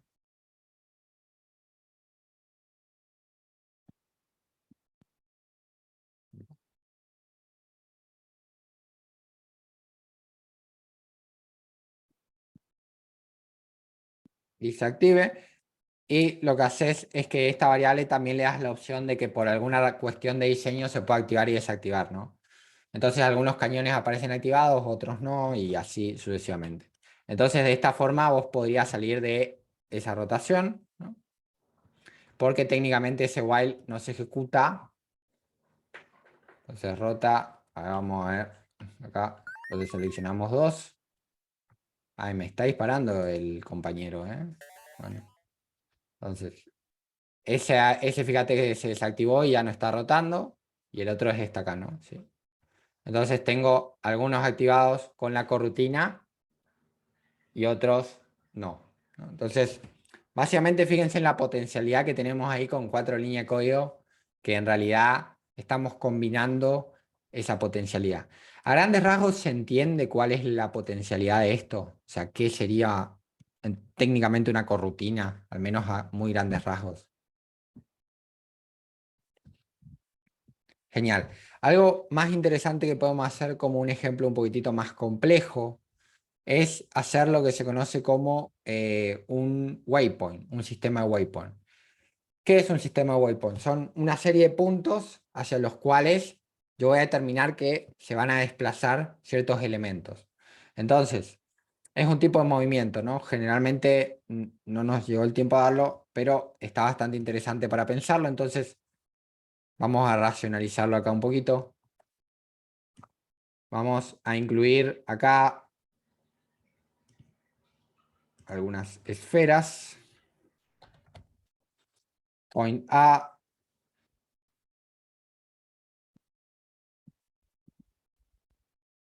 point B, point C y point D. Entonces, ¿saben qué? Vamos a poner un material a esto porque si no... A ver.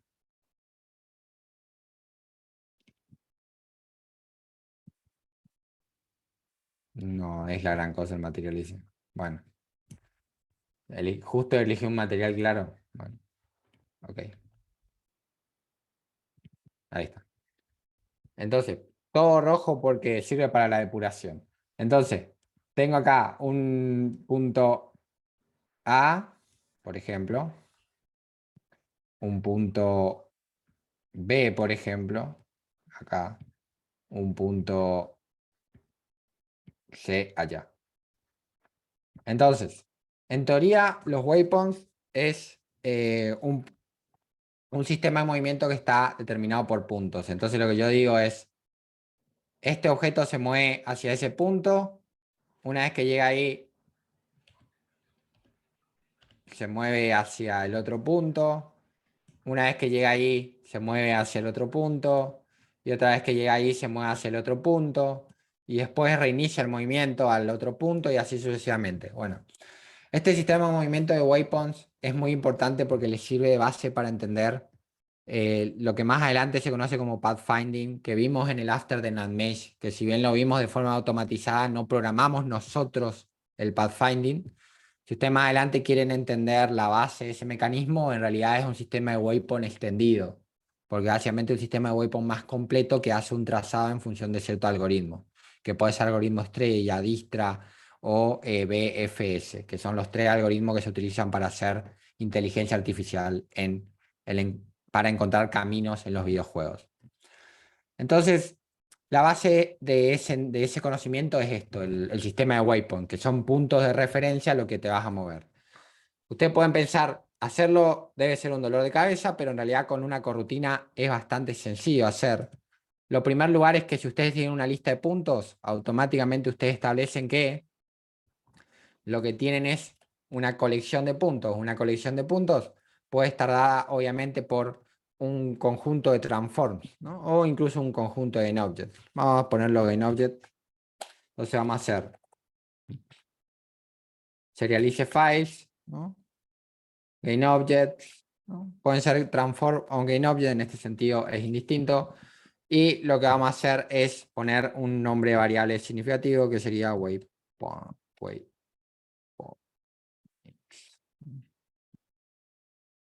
Y bueno, en primer lugar, estos waypoints se pueden asociar en el orden que ustedes quieran.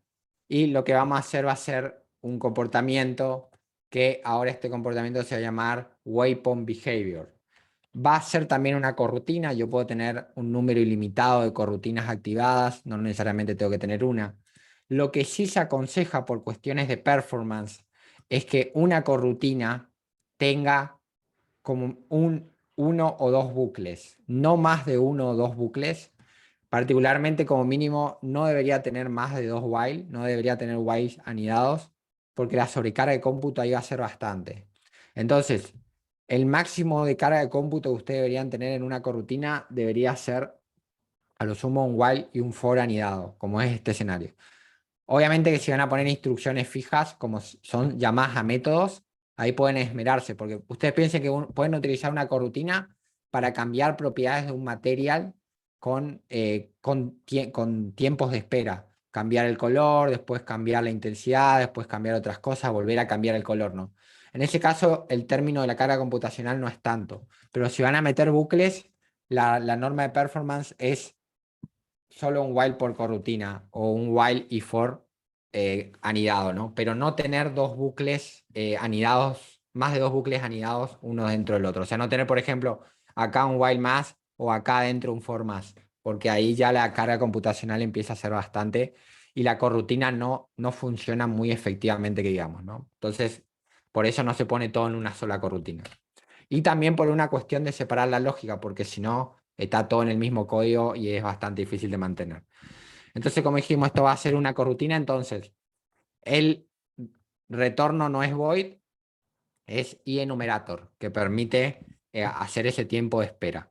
Y acá el behavior se va a llamar waypoint behavior. No es necesario ponerle behavior, es simplemente algo que en una bibliografía vi que es la convención. Les digo que en una bibliografía vi porque la gente de Unity no le pone behavior ni nada. Pero sí, o sea, se puede poner el nombre significativo que quieran, siempre y cuando el enumerator lo va a identificar como corrutina, ¿no? Entonces, ¿qué pasa con esto? ¿Cómo va a funcionar? Bueno, simplemente va a funcionar un poquito al revés, porque lo que va a hacer que va a usar un for, pero ahora en este caso lo que se va a recorrer va a ser los waypoints, ¿no? Va a decir, por cada waypoint len, o sea, por cada elemento que tengas en esa lista, lo que vos vas a hacer, vas a acercarte hacia ese punto. Y para acercarte hacia ese punto, lo que vas a hacer es lo vas a hacer con while. ¿Por qué? Porque vos técnicamente lo que tenés que hacer es decir, bueno, acá no vas a tener un tiempo de espera, sino que vas a avanzar y después que avanzaste todo eso vas a meter un tiempo de espera. Entonces, técnicamente el tiempo de espera viene así. Entonces vos primero recorres todos los puntos y acá lo que haces es te desplazás al punto en I, o sea, al punto de ese índice, y una vez que te desplazás, esperás unos segundos. La parte de esperar unos segundos es fácil, ya sabemos cómo es. Es YEL. Epa, no me lo he completado. Acá está. YEL new. Ah, me faltó return, perdón. Return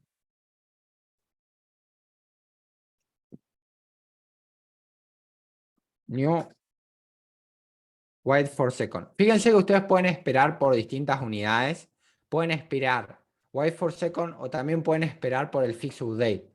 Lo cual también la coroutine está bueno para intercalar comportamiento después de los bucles de física, que también es otra, ¿cómo es? Otra lógica. También pueden esperar a que termine un frame, ¿no? Es decir, sería más o menos en el late update. O sea, pueden esperar bastantes cosas en realidad, pero generalmente la implementación más interesante en términos de mecánica es trabajar con bucles, ¿no? Entonces, supónganse que vamos a esperar 2F, ¿no? Acá, y básicamente vamos a esperar 2F una vez que llegamos a el punto de origen, ¿no?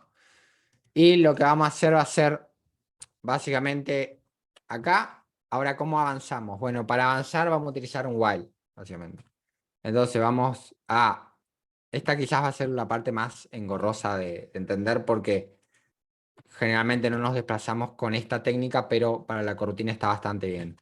Entonces, lo que hacemos es, me voy a preguntar si mi posición actual, o sea, si la posición del cañón es distinta a la posición del waypoint que estoy recorriendo actualmente. Esto también se puede hacer con for each y se puede simplificar un poquito más, pero simplemente lo hago con len, con este for para que se vea que se están recorriendo todos los puntos de la corrutina. Entonces, si los puntos son distintos, es un transform, claro, no es position. Entonces, la lógica de avance es si la posición, si la posición del cañón es distinta a la posición del waypoint, lo que hago es, voy a avanzar, o sea, hago transform.position, ¿no? Y lo que hago es vector 3, y acá está bueno utilizar el método move towards. ¿Por qué? Porque básicamente con este método nosotros no vamos a tener el problema de la rotación.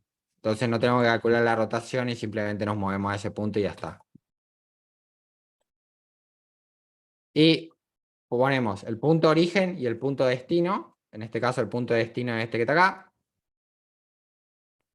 Y bueno, y también tenemos que determinar la velocidad a la que nos vamos a mover. Estaría bueno ponerla por ahí arriba, pero como ya se nos acaba el tiempo, la voy a hardcodear acá. Y este movimiento tiene que ser frame independent. Esa lógica sigue primando. Entonces acá, time.deltaTime. ¿Qué pasa? Esto así en realidad no va a funcionar tan bien porque va a tener algunos errores. De hecho, si quieren, llamamos a la corrutina y vemos la situación y paso a explicarles cómo se puede solucionar. Entonces, llamamos a la corrutina, acá,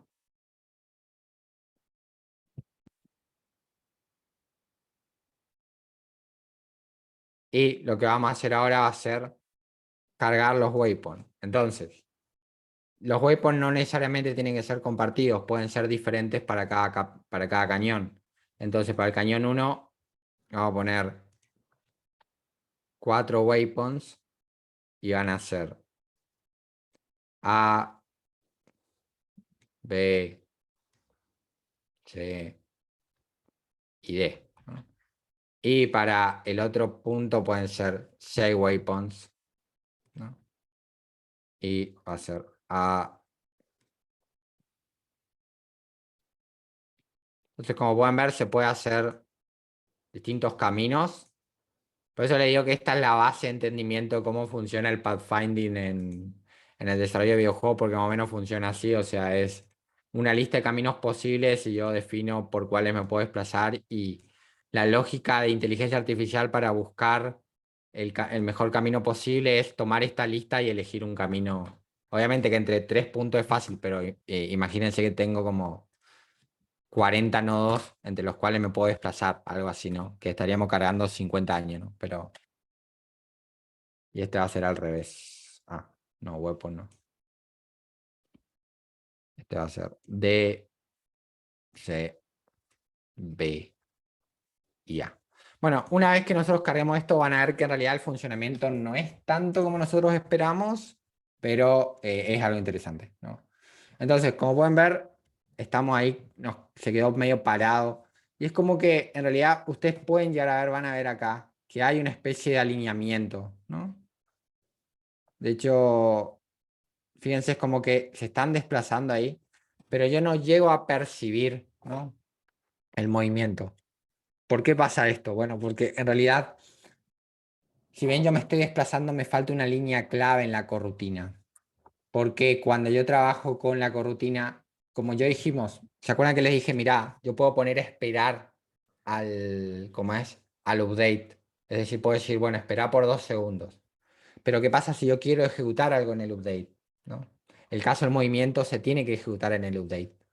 Entonces yo necesito acá, es como agregar una especie de label para decir, no, no, no, pará, el movimiento sí ponelo en el update porque necesito percibirlo, ¿no? Porque si no voy a tener esto, que es más parecido a la teletransportación. Entonces, ¿cómo yo hago para decir en la corrutina que esta lógica se tiene que ejecutar sin tiempo de espera? Bueno, lo que hago es pongo acá una línea mágica de la corrutina que se llama yield return null. Y entonces, que básicamente hace esto. Esta es la forma que tenemos para decirle a Unity que esto no espera, esto básicamente se ejecuta en el update.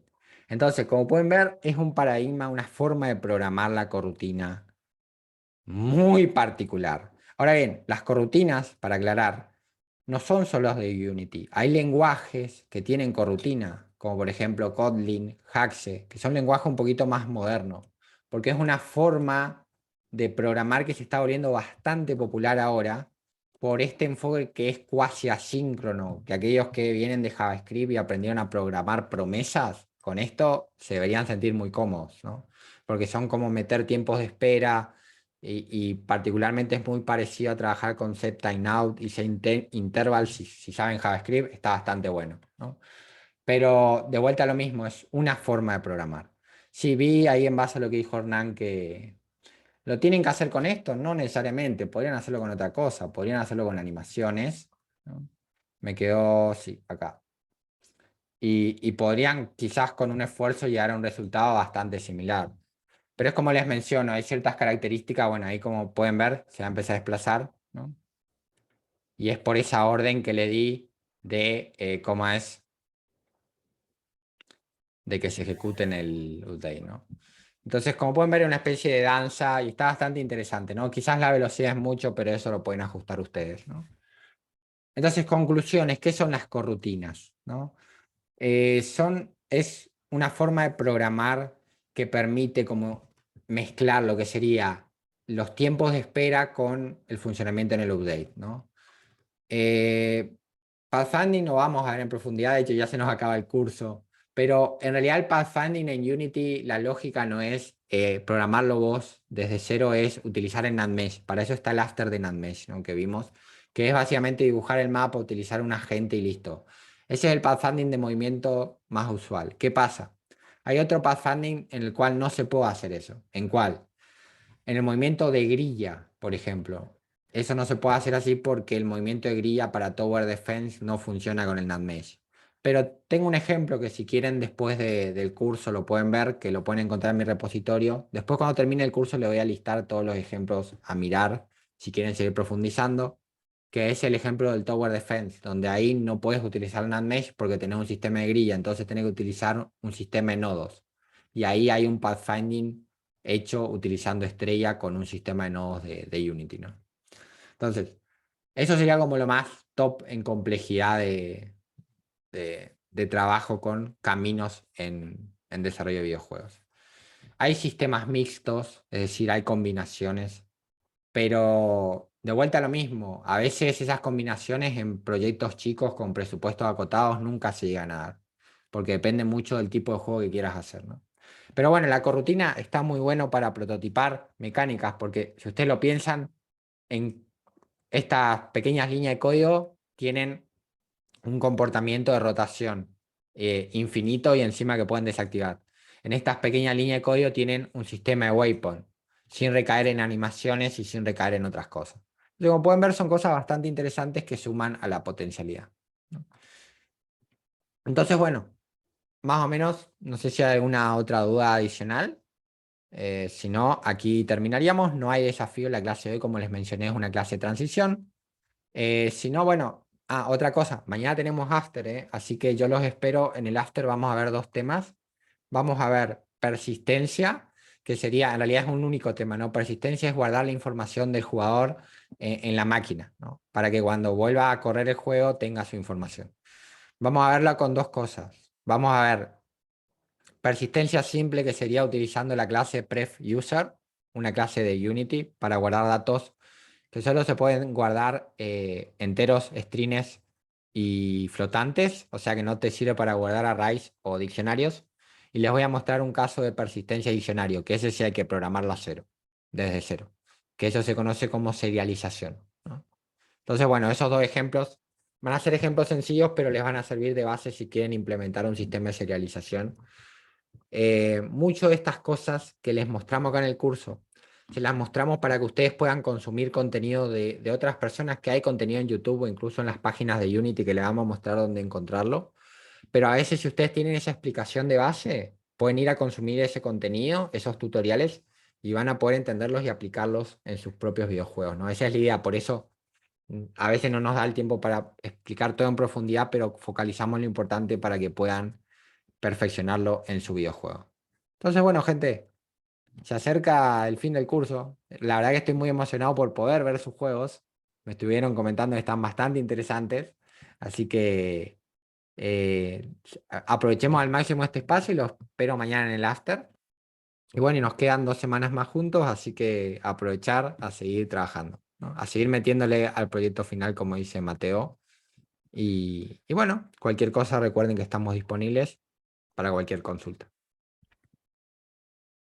Así que no sé si hay alguna otra pregunta adicional. Bueno, hasta luego Joaquín, hasta luego Juan. Buenas noches Francisco. Gracias Joaquín. Nos vemos Karen, nos vemos Hernán, nos vemos Cristian. Buenas noches. Gracias. Esta clase se valora, así que valoren por favor. Buenas noches Matías. Buenas noches Miguel. Nos vemos gente, cuídense mucho y diviértanse programando. Nos vemos. Buen fin de.